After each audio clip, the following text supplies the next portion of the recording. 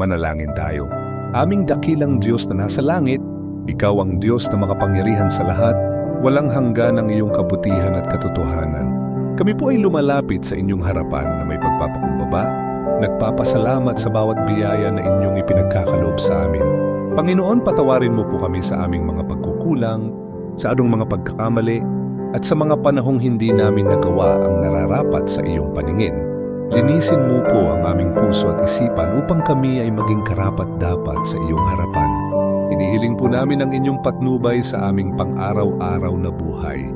Naway bigyan mo po kami ng karunungan upang aming maunawaan ang iyong mga salita at maisabuhay ang mga ito.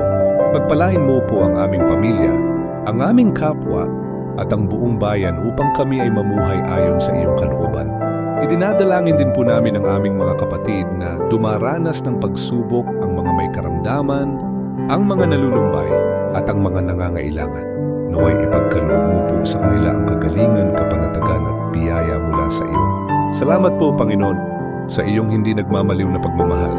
Sa iyo namin ipinagkakatiwala ang lahat ng bagay, sapagkat ikaw ang aming Diyos na totoo at tapat.